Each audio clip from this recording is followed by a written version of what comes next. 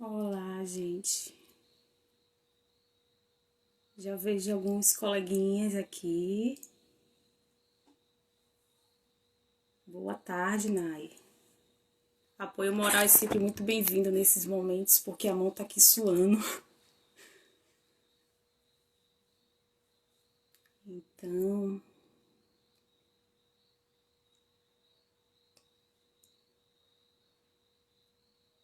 é muito bacana vocês estarem do outro lado e eu estar aqui falando.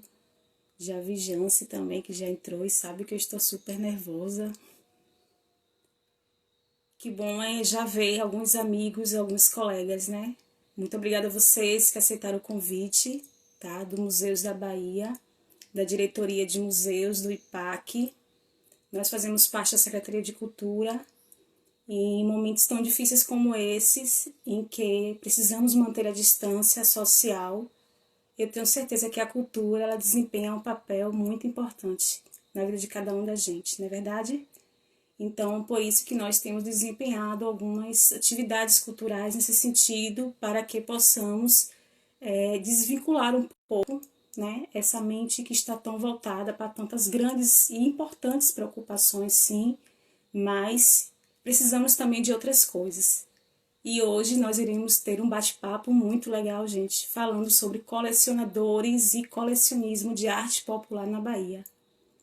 Tá? Eu vou começar me apresentando para aqueles que ainda não me conhecem. Eu acho que são muito poucos, mas eu me chamo Rejane, sou museóloga do Centro Cultural Solar Ferrão e também trabalho com a coleção. E hoje iremos estar recebendo uma pessoa muito especial e que conhece bastante dessa arte popular, que é a Jancileide Santos. Ela é mestre, doutoranda e professora da Universidade Federal do Oeste da Bahia.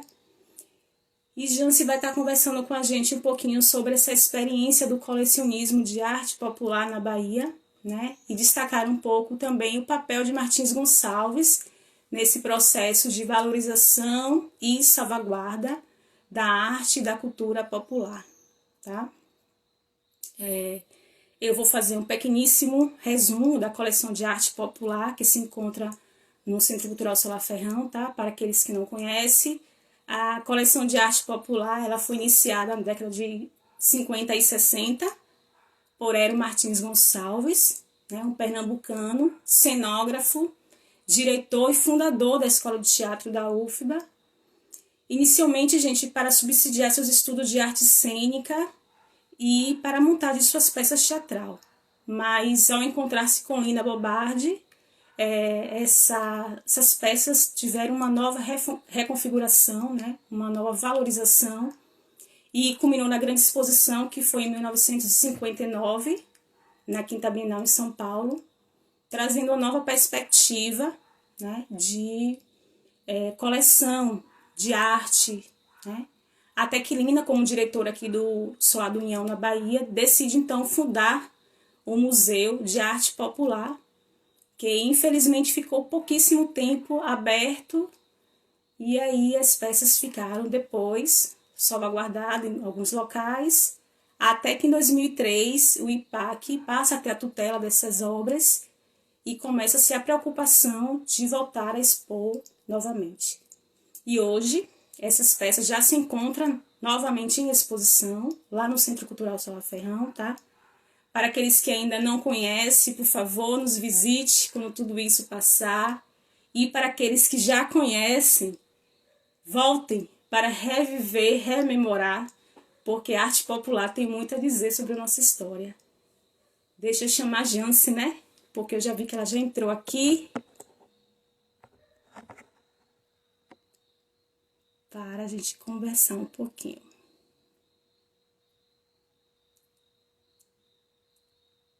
Cadê Jance? Jance entrou e saiu, será? Jance, me dá um olazinho aí rapidinho para mim te ver de novo, que eu não tô te encontrando aqui.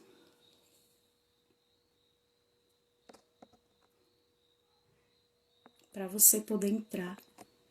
Pra gente começar.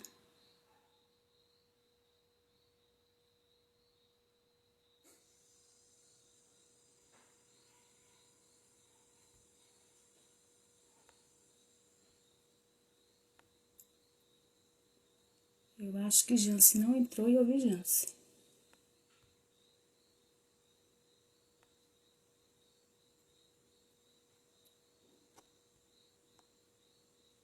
Eu acho que ela não entrou ainda. Vamos esperar um pouquinho Jance entrar. E para aqueles que não conhecem a exposição, por favor, gente, que quando tudo isso passar, nos visite, porque eu tenho certeza que vocês irão se surpreender, rememorando um pouco da vivência da história de vida de vocês, porque a coleção de arte popular é uma coleção que fala muito com cada um de nós, né? Ela dialoga bastante com a nossa história, ela é nordestina, que nem nós somos, pelo menos a maioria de nós. Acho que já se entrou aqui.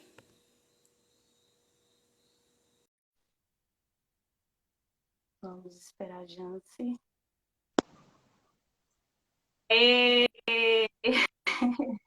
Boa tarde, Jance. Boa tarde, Rê. Você tá me ouvindo bem? Tô. E você tá me ouvindo? Ah, tô, sim. Tô. Tentei entrar algumas vezes, mas travou, assim, ai, meu Deus. Falha Ó, nossa desses programas ao vivo. é isso. Jance, já falei um pouquinho aqui da sua história, tá? Do seu currículo, e agora a gente vai Amo. ter um papinho, né? Sobre esse Sim, colecionismo aí, que você tem muito para falar pra gente, eu tenho certeza, porque eu sei que essa é a sua praia, é a sua onda mesmo. Pode começar é. aí. Bom, primeiro eu quero dar boa tarde a todos e a todas que estão nos assistindo agora, né? Eu estou muito feliz de estar aqui te vendo, né? Apesar dessas circunstâncias, mas porque ver você é minha contemporânea, né? Da graduação. E ver você também recordar, né, daquela época maravilhosa, né, da graduação em museologia e das aventuras, né, dessas Sim. idas e vindas de campus, foi muito legal. E quando você me, né, convida, eu queria primeiro também agradecer ao seu convite, né, por participar dessa discussão que traz muitos debates também atuais sobre esse acervo, mas também através de você também agradecer a Fátima Santos, né, diretora da Dimos, também a Fátima Soledade, que é a coordenadora do Ferrão, né? Então agradecer muito, que espero que esse bate-papo, né, porque é um assunto tão amplo, e a gente vai fazer um bate-papo, uma discussão assim, que reflita um pouco a situação do acervo do Solar Ferrão, né, e um pouco dessa história por trás desse, né, desse colecionismo de objetos, né, porque quando a gente pensa em colecionismo de arte popular, a gente pode refletir outras questões amplas, né, que envolvem também pensar o lugar da arte popular, né, no sistema das artes e cultura baiana.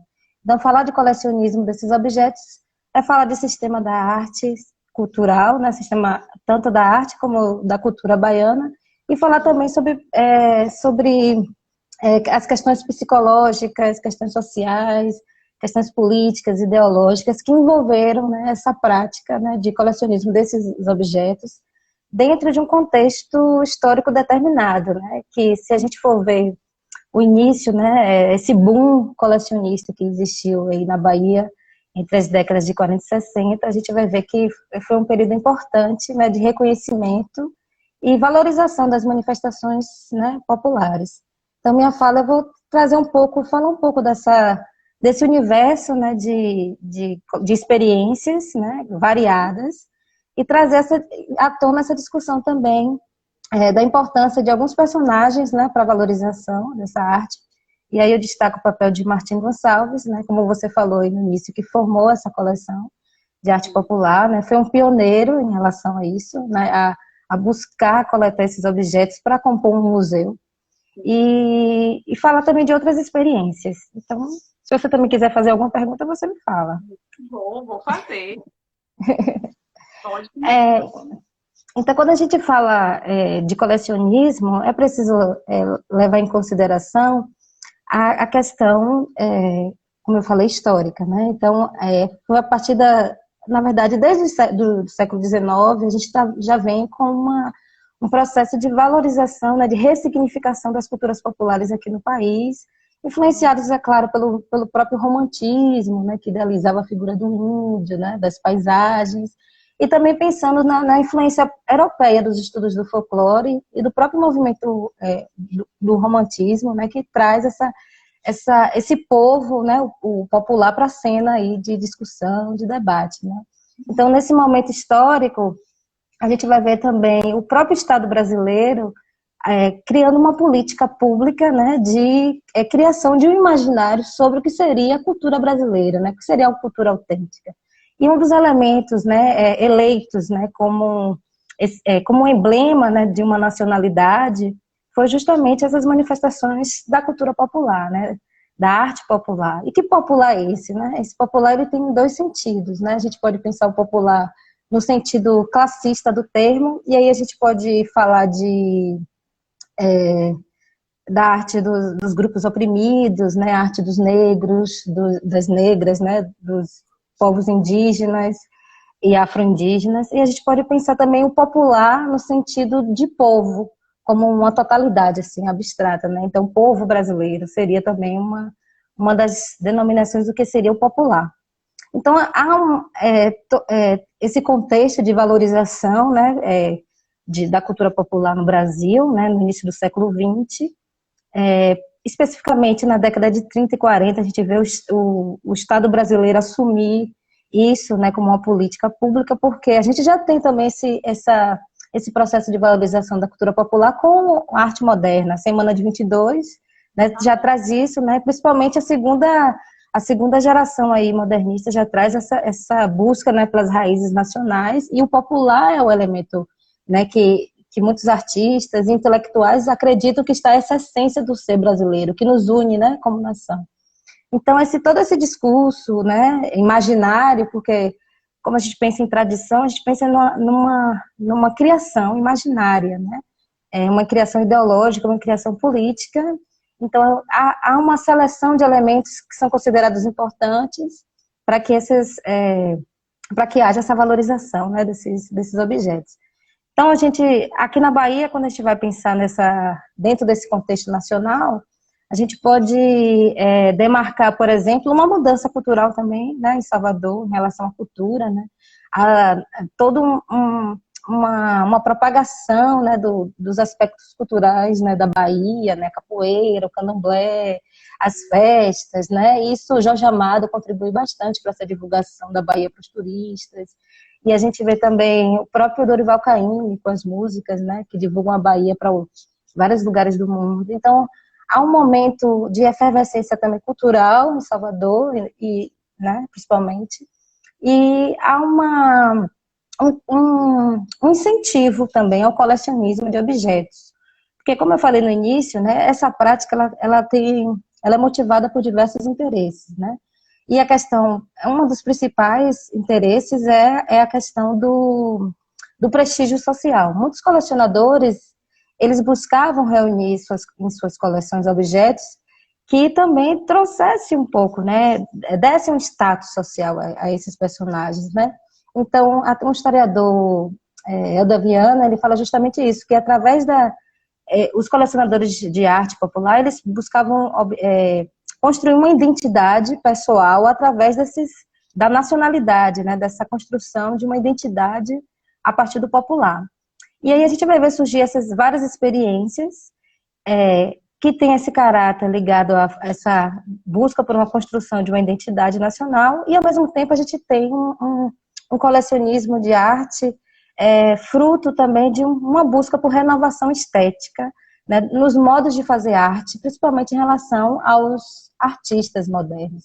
E aí na Bahia a gente pode destacar nomes como Santos Caldaferri, Mário Cravo Júnior, Mirabô Sampaio, entre tantos outros, né, que buscavam, através da plástica popular, né, daquelas formas que não obedecem a nenhum cânone, né, de representação, né, nenhuma norma, eles buscam esses referenciais para fazer né, uma nova arte, né? Claro que também isso tem uma influência da própria arte moderna, né, europeia, do movimento primitivista, né, que valoriza essas raízes culturais, né? Então são mais ou menos esses grupos que começam a se formar em torno desses modelos, né? Tanto para a construção, eles buscam colecionar esses objetos para preservar essa cultura, né, nacional, e também para, né, conseguir obter novos modelos de representação artística, né? Você quer falar alguma coisa? Me perguntou alguma coisa? Eu estou Não, né? lembrando do seu trabalho. Eu estou com ele aqui aberto no meu computador. Eu não estou com ele aqui, ó. Oh, meu Deus! Eu estou com ele todinho aqui. E o interessante é porque, assim, quando a gente pensar, porque, assim, antes da década de 30, 1930, esses objetos que hoje a gente chama de arte popular, o que são, né? É a arte produzida pelos grupos oprimidos, né? É a arte, né, das populações, né, mais humildes. Então, essa arte, ela, até então, até esse período da década de 30, não era reconhecida como arte popular, né? Como arte, né? Elas não tinham status de obras, né?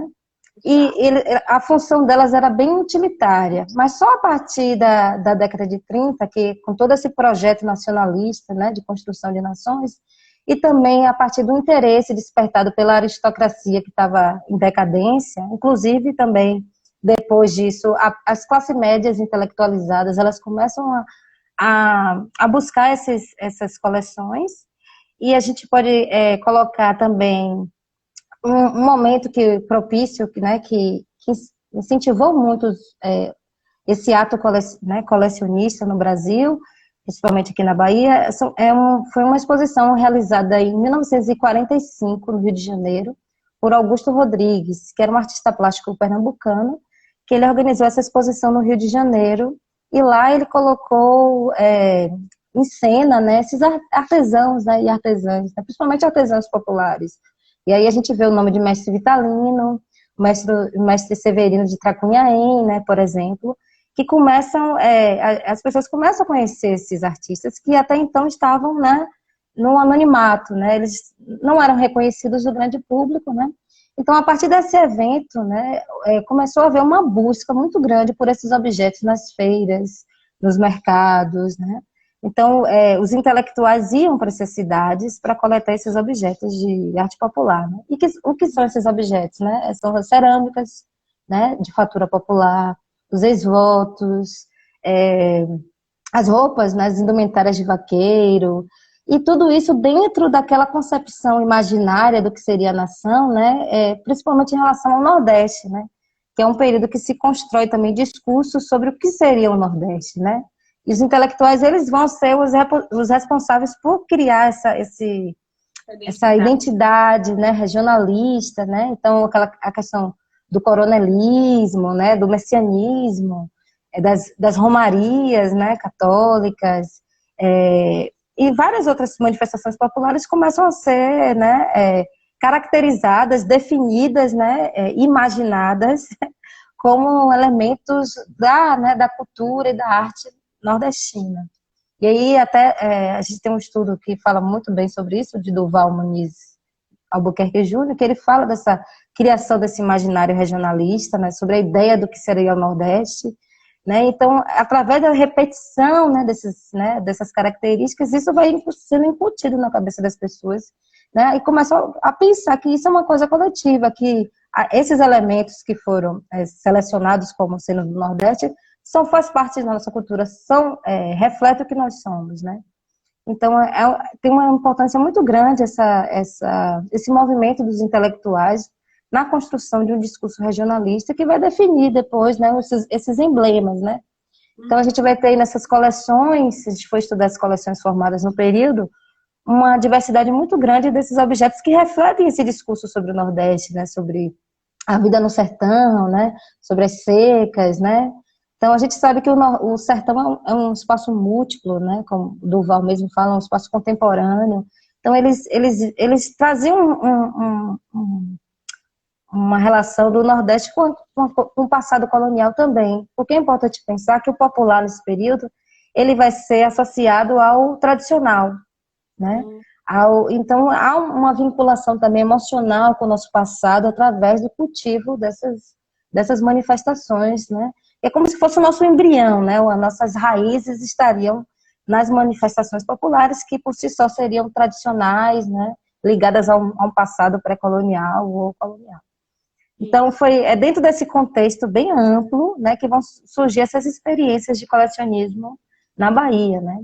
E aí eu poderia citar alguns nomes, né, dentro desse processo, como eu destaco, claro, a iniciativa de Martim, né, que veio de Pernambuco em 1955, né, para ensinar na escola de teatro, como a atuação talvez mais que se preocupou mais em democratizar, né, esse acesso a essas manifestações, né, porque ele reuniu, né, ele formou essas coleções, que eu vou falar depois um pouco mais sobre isso, e, esses objetos iam ser disponibilizados né, para o público, diferente das coleções particulares, por exemplo, de intelectuais e artistas que hoje, por exemplo, elas estão resguardadas e que só têm acesso são os familiares, né?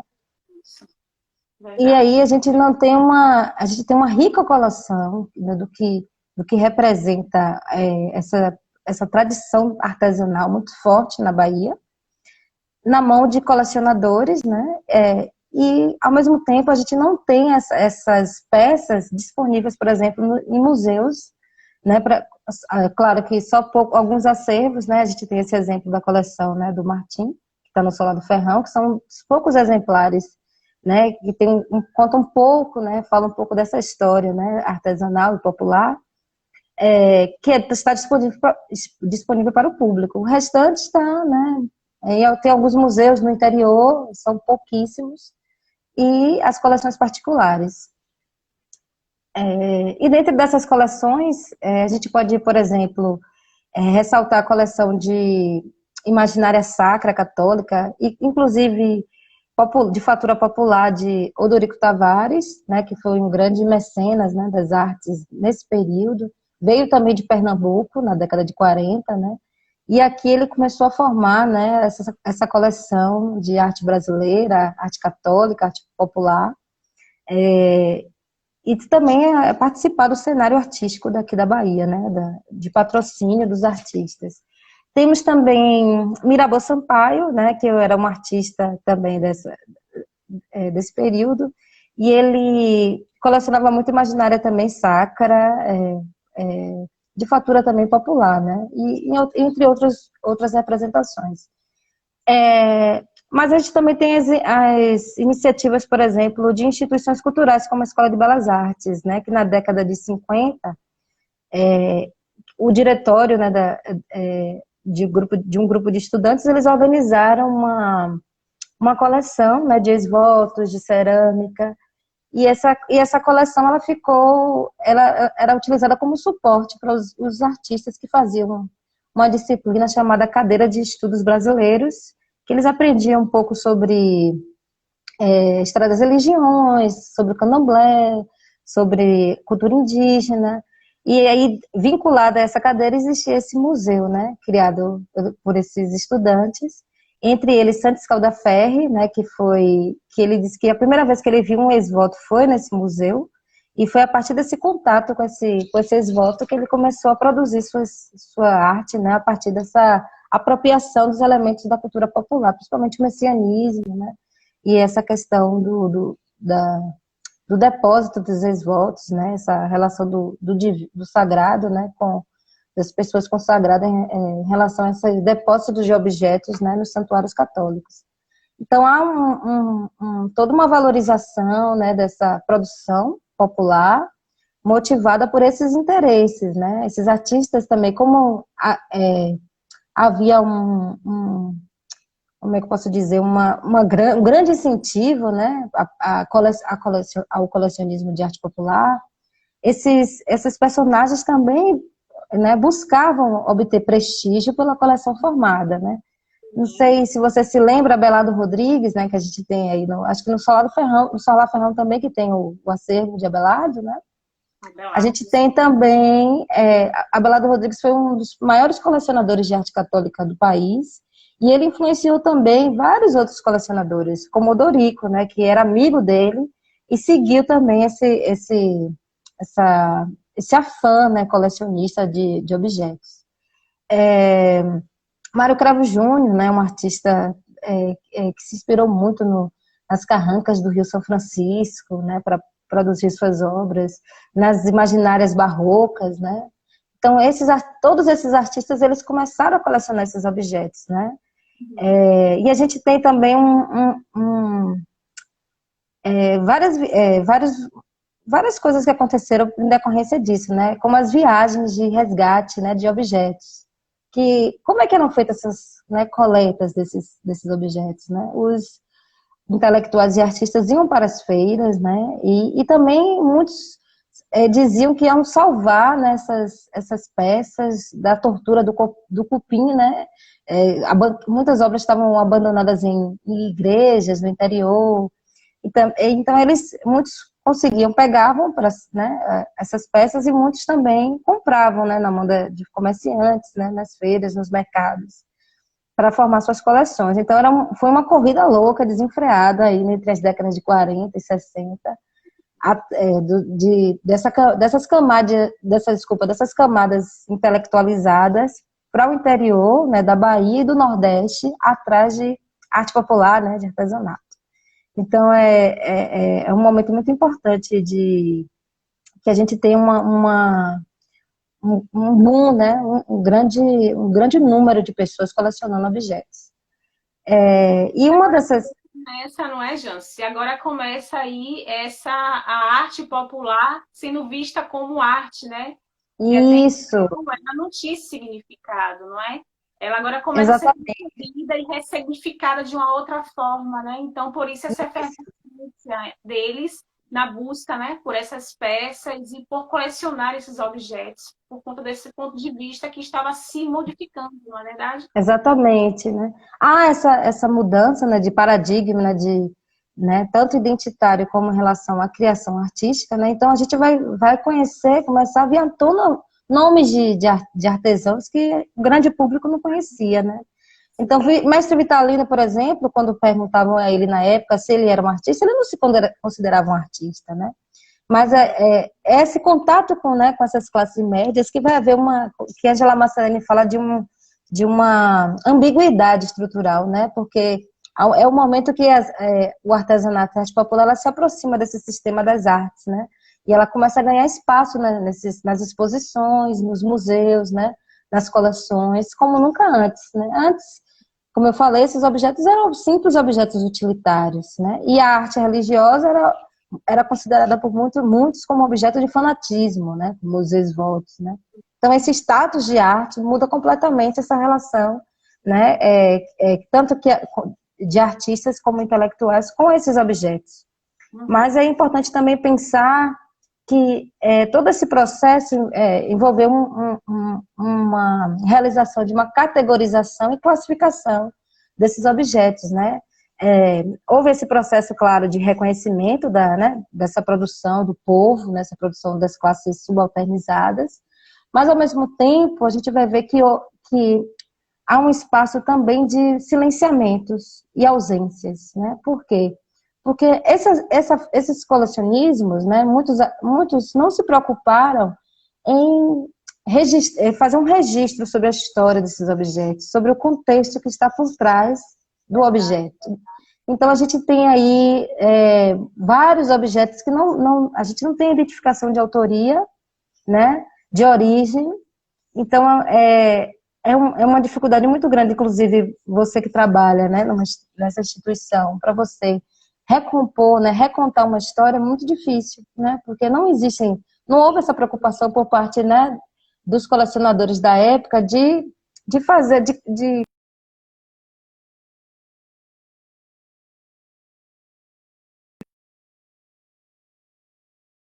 história, né, que está por trás do objeto, né. Então, isso vai se refletir nos acervos de hoje, né, nessa falta de referenciais sobre essas culturas, né. E também, quando eu falo também de ausências, é que a gente pensa um pouco não só nas coleções que foram formadas, mas também em relação aos museus, no silenciamento sobre essas histórias das comunidades, né? Porque hoje seria interessante pensar já que se perdeu muito né, esses referenciais, e uma construção de uma história a partir das comunidades de onde esses artesãos residem, né? Isso aí, claro, caberia um investimento muito grande em pesquisa, né, e capacitar os profissionais, e investir mesmo pesadamente para que os profissionais de museus pudessem fazer essa pesquisa nas comunidades, né? E aí seria interessante construir essa história, né, a partir dessas narrativas, né, por exemplo, dos herdeiros, né, porque a gente tem, por exemplo, uma rica tradição artesanal na Bahia, né, riquíssima, que está se perdendo por falta de incentivo, por falta de apoio, por falta de visibilidade, né. É muito difícil a comercialização de objetos, né, então o artesão ou artesã, eles não têm um espaço para, né, divulgar suas obras, né? Então, como é um fazer muitas vezes árduo, né, que requer, inclusive, não só um conhecimento técnico sobre o material, mas também a própria colheita e coleta do material, às vezes no meio ambiente, né, no entorno, né, natural. Porque, por exemplo, a gente tem o trabalho ceramista, que é preciso que as artesãs peguem o barro nas barrancas do rio, né? Então, tem também essa relação do artesão com o meio ambiente, né? Se a gente for pensar, por exemplo, toda a tradição que existia na Bahia de produção com fibras, né, vegetais, que hoje se perdeu. A gente quase não tem em acervos baianos referências à produção com fibras vegetais, né? Que aqui era uma das regiões mais ricas, né, do país em produção com esses materiais.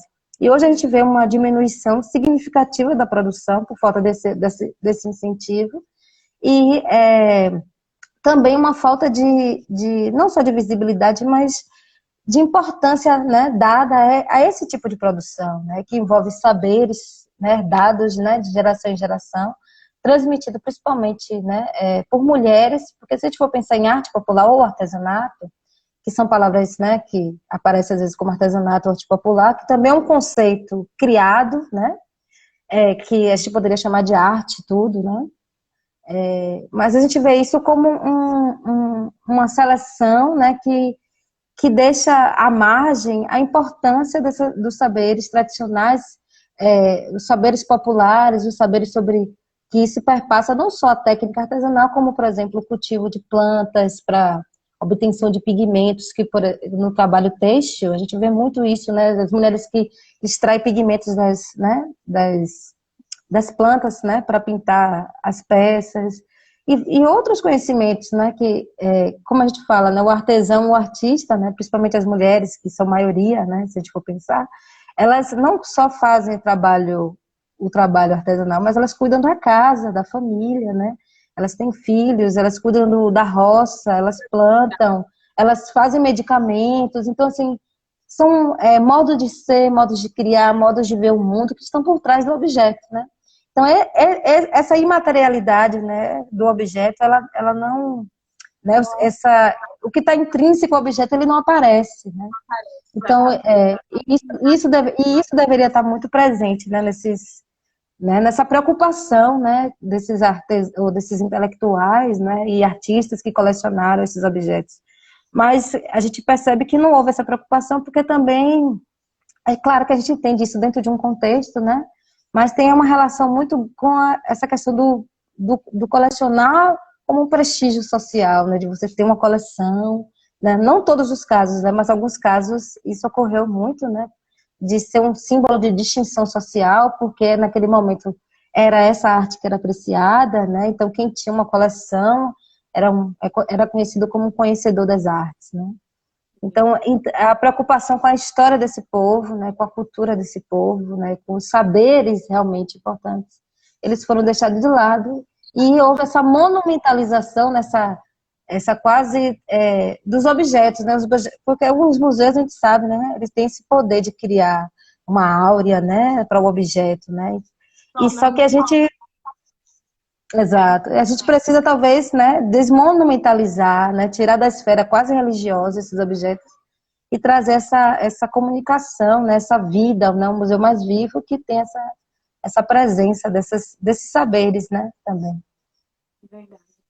Jans, tem muitos colegas da gente aqui, viu? Mandando milhões de beijos. Oh, meu Deus! Aí, viu? Relembrando do nosso tempo, tá? Sim, me lembre, por favor. Todo mundo aqui com muita saudade desse tempo, mandando muitos beijos aqui, viu? Um beijo para todos e todas. Estou com saudade de todo mundo. As pessoas, a gente, né, cada um foi para um lado e a gente acaba se separando aqui, né? Mas sempre lembro com carinho desse momento. Pois é. E aí, então a gente vai Sim, continuando nessa conversa aí, né? é. Porque a gente, eu quis falar um pouco desse, porque como quando eu falei no início, né, quando a gente fala de colecionismo, a gente pensa em várias coisas, né? Porque é um tema que dá margem a várias discussões, inclusive a questão do próprio genocídio cultural, etnocídio, né? E epistemicídios, porque esse afã colecionista acabou também suprimindo a história, né? Tirando as referenciais identitários e culturais das comunidades, né? Então a gente, por exemplo, se a gente viajar em muitos lugares na Bahia, né, onde esses artesãos, né, moravam, produziam sua arte, não existe um museu aqui dedicado, né, nesses lugares a aquele artesão, né? Então às vezes tem um artesão que foi famoso em uma época, mas só que na própria cidade não existe um objeto do acervo, né? Os objetos, né, por conta desse impulso colecionista, todo mundo começou a adquirir, comprar, mas só que na cidade não tem nada. Então a comunidade em si, ela não reconhece às vezes esse artista, esse artesão, por conta desses, né, desses referenciais que não estão nas cidades, né? Então seria outro problema, né, para a gente discutir, né? Seria outra live só para falar dessa questão dessa apropriação desses objetos e ao mesmo tempo essa ausência, né, dessas referências, né, nas comunidades, né?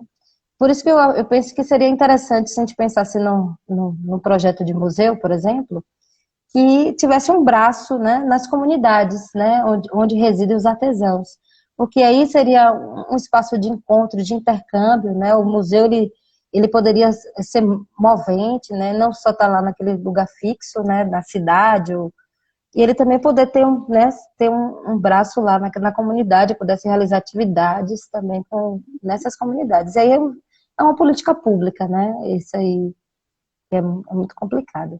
Mas quando a gente pensa que, por exemplo, vamos pensar agora nessa coleção de Martim, né? Que é uma coleção também riquíssima, que se perdeu muito, né? Nesses processos, né? Nesse ato aí da construção dessa coleção, né? É importante dizer que essa coleção ela foi formada que deu início, né, à coleção de Martim, à coleção do Museu de Arte Moderna da Bahia, e o que seria o Museu de Arte Popular do União, né, que é o lugar onde fica o MAN, que funcionaria no mesmo lugar do MAN. Então, em 1959, Martim, ele veio de Pernambuco em 1955, e né, foi o primeiro diretor da escola de teatro, veio ministrar cursos, aulas, né? E ele se envolveu muito nesse cenário cultural, né? Ele incentivou muito essa produção popular, não só em relação ao artesanato, né? Mas também em relação às manifestações culturais, como os ternos de reis, né?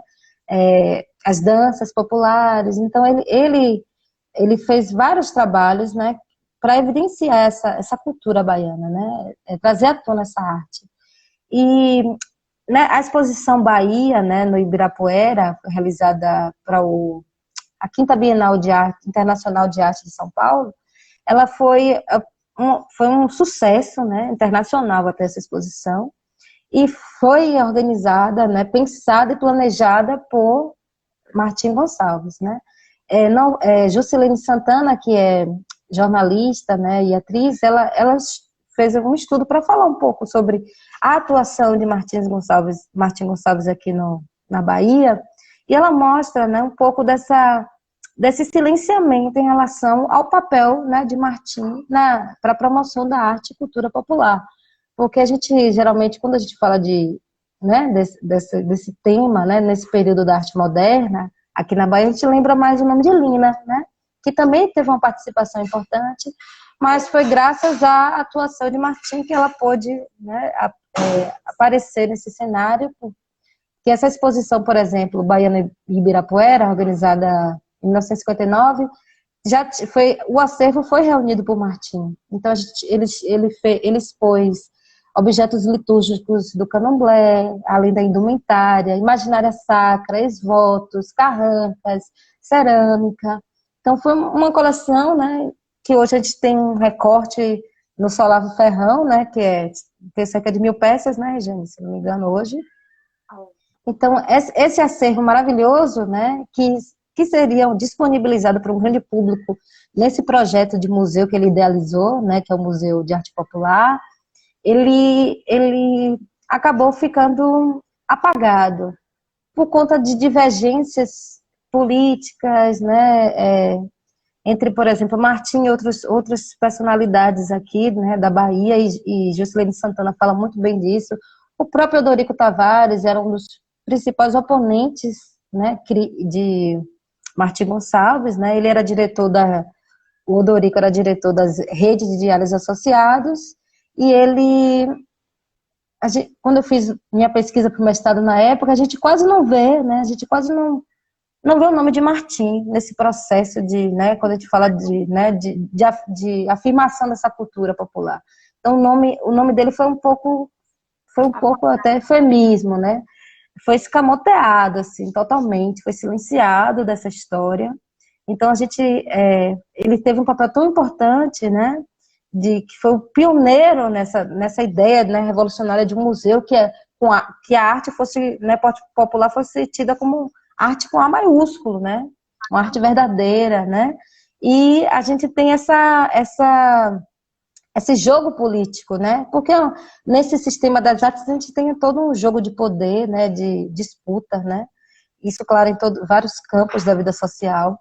E não ia ser diferente, né? Nesse embate, né? Desses intelectuais, né? Mas é importante dizer isso, né, que ele foi uma figura importante nesse processo de valorização da cultura popular baiana, e não só baiana, como nordestina também. E os exemplares do que tem no acervo deles, né, são um nicho do que seria, né, um pouco a Bahia, né, a arte produzida na Bahia, né, no interior da Bahia principalmente, do Nordeste, entre as décadas de 50 e 60, né. Então, e que hoje muita coisa se desapareceu, a gente não encontra, né, em muitos lugares, né. Você queria falar alguma coisa, Rê? Não, é isso aí mesmo, Jance. Eu fico tão feliz quando eu vejo uma pessoa falando, né, lembrando o que foi realmente o percussor dessa coleção, porque por Isso, muito tempo ele ficou totalmente apagado dessa história, né? E atribuiu-se totalmente essa coleção a uma outra pessoa que contribuiu muito, com toda certeza, mas não foi a pessoa, entendeu? Que trouxe esse isso, olhar. Contribuiu sim, muito, mas ele foi o percussor e por muito tempo ele ficou meio que de lado, né? Como se não isso. existisse, né? Então é muito A gente vê, é quase como se ele fosse o auxiliar de Lina, né? E Lina, inclusive a própria Lina reconhece, não, toda a idealização de todo o projeto do MAN, do Museu de Arte Popular, foi de Martim, né? Ela fala isso nos jornais, faz uma crítica aos oponentes, né? Porque a gente sabe o poder que tem uma imprensa, né, forte, consolidada, para a criação também de um imaginário sobre né, uma situação, né? Então, Lina, ela falou isso justamente, né? Afirmou que ela, na verdade, foi convidada até por Martim, né? Porque por conta dessas perseguições que ele sofreu, ele sabia que até para ele se movimentar seria muito difícil, né? Num ambiente desse. Então, Lina, ele convidou para assumir o Museu de Arte Moderna, né? Ela veio, o nome dela veio, né? Depois, né? Mas só que ele que idealizou tudo, né? Ele que foi responsável pelas oficinas, né? Principais oficinas da Escola da Criança, que funcionou também junto ao MAN. Então, várias outras atividades, né, culturais, né, relacionadas principalmente à cultura popular, foram idealizadas por Martim, né? Só que a gente conhece principalmente outros nomes, né? E o nome de Martim, e isso não só a crítica jornalística, mas também por parte de vários intelectuais. A gente vê, né, esse discurso da época que apaga esse nome, né? De Odorico, de Martim. isso. Ela contribuiu muito, a gente tem registros dela, principalmente com a questão da expografia, né? Ela tem Isso, um olhar que contribui muito, que vai dar uma nova, uma valorização, né, a essa, isso. né? porque ela já tem uma experiência, ela é uma arquiteta, então ela conhece um pouquinho desse traquejo de como poder expor de uma forma Uhum. e dar uma nova visibilidade, né? Então, sem É. dúvida, ela contribuiu também, mas a pessoa, de fato, que a gente deveria ter mencionado mais vezes, né, é É. ter tido essa É. iniciativa de ter ido buscar e ter trazido essas peças com um novo olhar, não é? Isso. É importante, e por isso que é importante sempre a gente estar revisando, né? Não só nossos escritos, nossos pensamentos, né? Porque a gente amadurece, a gente cresce, né?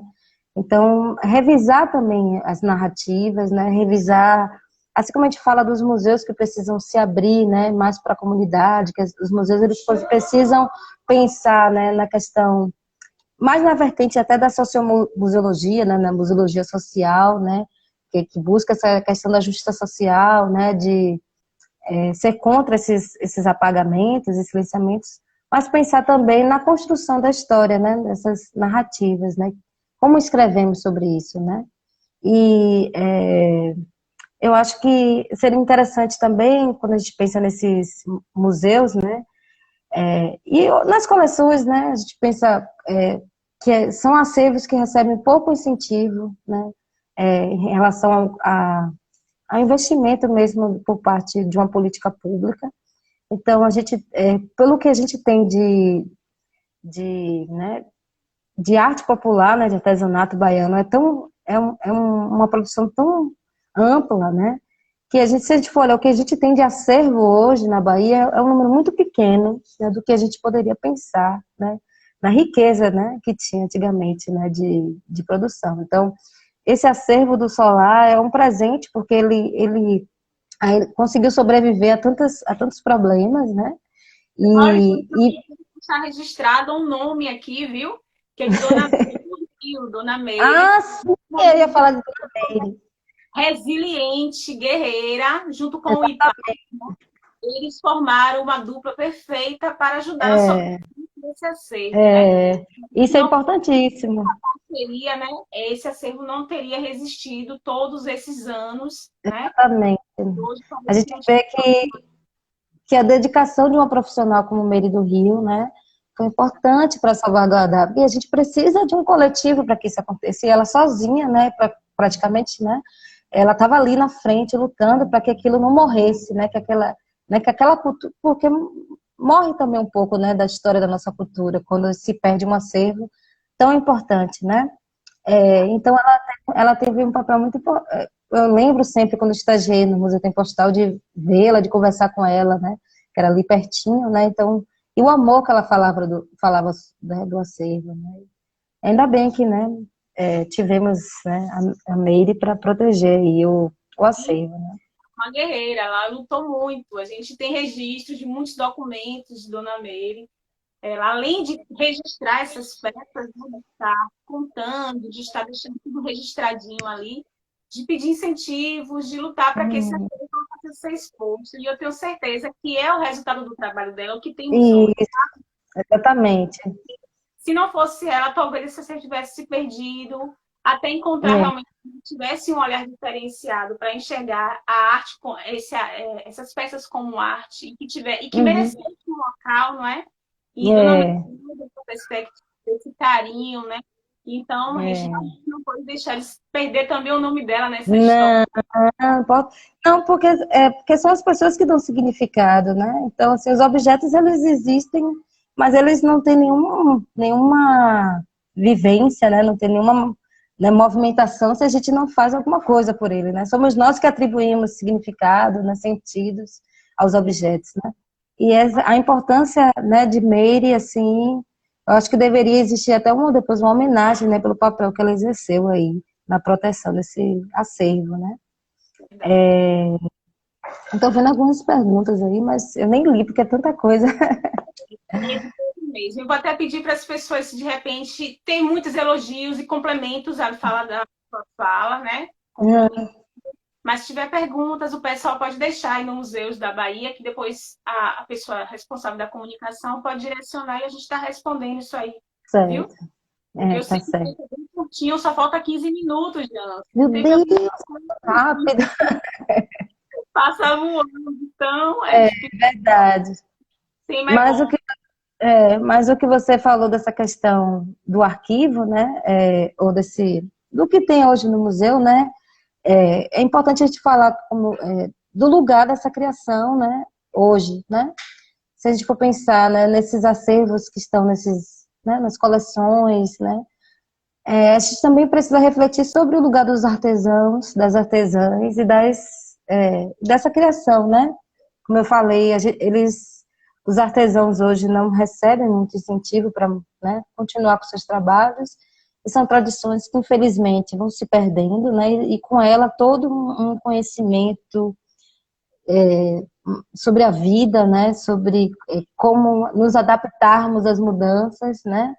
Eu acho uma importância uma coisa que seria importante, né, acontecer, isso talvez um sonho, né, mas como um projeto de política pública, mas tem que ser uma política pública efetiva, de justamente criar essa ponte entre os museus e as comunidades, né, para que esses artistas eles não fiquem sozinhos, invisibilizados em suas comunidades, e que eles possam também participar junto, né, das oficinas de criação, da tipografia, né? Como a gente, por exemplo, não consegue mapear, né, os artistas, os artesãos né, que muitas pessoas compravam as peças e nas feiras, então os artistas, né, esses artesãos não firmavam suas obras, né, não assinavam, não tinham essa preocupação em assinar o nome, né? Então isso a gente não acaba perdendo um pouco, né, essa referência. Então, o que fazer, já que a gente não tem esses dados, né?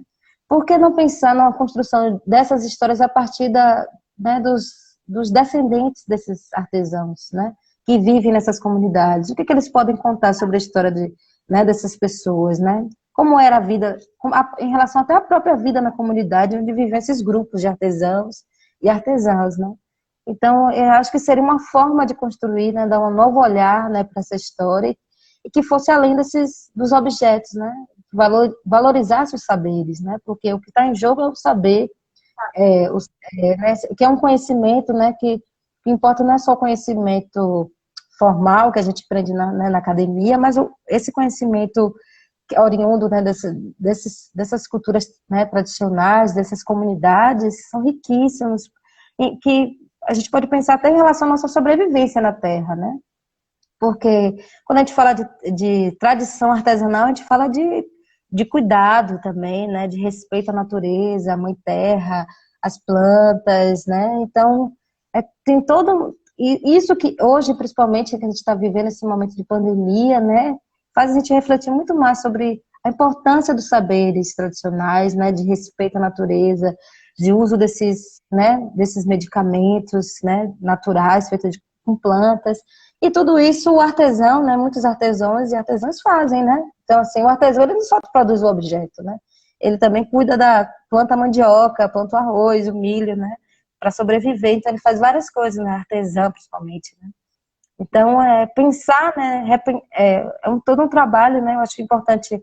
Os museus eles estão se abrindo, né? Cada vez mais, e isso não é de hoje, né? Para a comunidade, para um diálogo maior com os públicos, né? Mas é importante também que haja essa volta, né, essa escuta, né, dessa população que está sendo representada no museu, mas que sua história não é contada, né? A história dessas comunidades acaba não aparecendo, né? Então a gente tem, por exemplo, uma riqueza de coleções aqui, por exemplo, do oeste da Bahia, a gente tem do sul da Bahia, né, e de vários outros, do Recôncavo.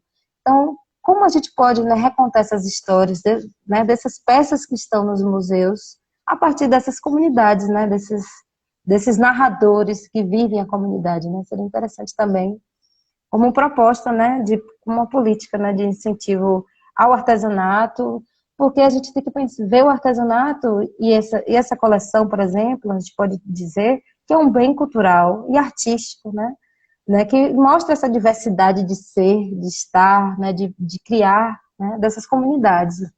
Então, quando a gente pensa o artesanato enquanto bem cultural, a gente tem que pensar também qual é a situação desse bem cultural, né, hoje, né? O que é que se tem feito a favor do artesanato na Bahia? O que é que se tem feito, exatamente, o que é que se tem feito, isso, o que é que se tem feito pelas pessoas, né, que produzem, né? Porque são os principais atores desse processo e vivem em situação muito difícil de vulnerabilidade social.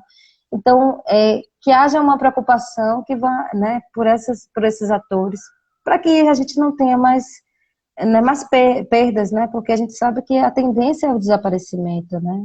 Quanto mais falta de visibilidade e incentivo a essa arte a tendência dela é desaparecer, né? Então, enquanto não for uma política pública efetiva mesmo de valorização, a gente vai toda essa tradição maravilhosa, porque é uma tradição riquíssima na Bahia de artesanato, né, com todos os materiais possíveis, né, que os artesãos lançam mão, a gente não vai a gente não pode pensar em preservação dessa memória, né, enquanto a situação desses criadores essas pessoas ainda estiverem desassistidas, né, por uma política pública. Eu acho isso importante.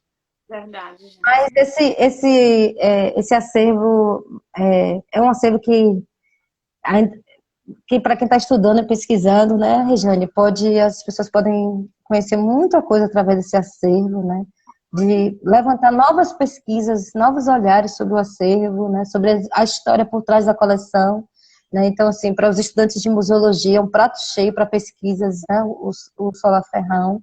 E nos ajudar com esse resgate Isso. dessa memória que foi perdida por conta de todas essas questões que não eram relevantes naquele momento, mas que para nós hoje contar essa história é importante. Isso.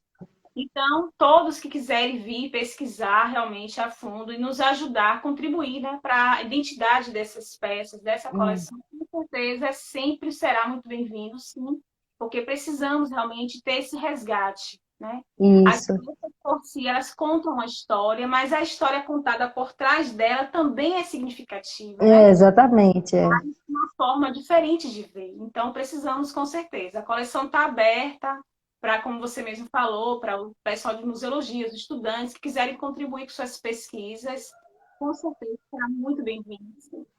É ótimo. Né? Porque a gente, né, dá um novo significado a esse acervo, né? E quem sabe no futuro a gente consiga, né, pensar em, quem sabe, um museu, né, de arte popular, de artes populares aqui da Bahia, né? Que reúna, né, esses acervos, né? Tenha peças, né, de um acervo, porque a gente sente falta de um museu representativo, né? Inclusive no interior, né?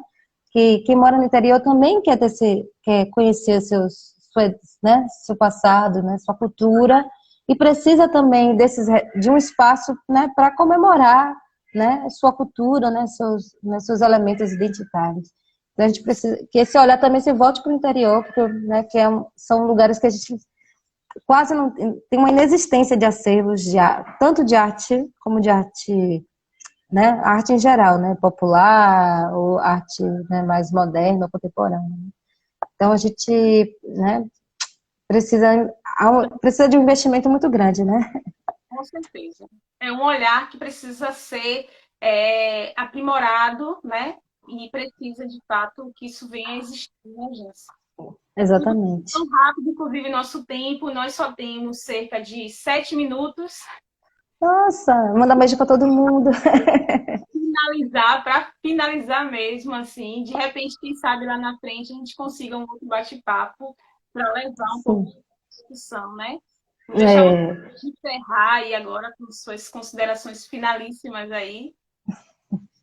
Eu fiquei muito feliz, né, de bater esse papo com você, porque é um assunto, né, que dá margem a várias outras discussões, né, mas é interessante a gente entender um pouco, né, sobre esse sistema, que existe um sistema da arte, né, que é excludente também, né, e que existem tensões sociais, né, a gente pensa aí nas coleções, né, no colecionismo de arte popular, mas o que está por trás também a gente precisa, né, analisar, né, essas desigualdades de acesso aos bens culturais, né, em relação às comunidades tradicionais, pensar no lugar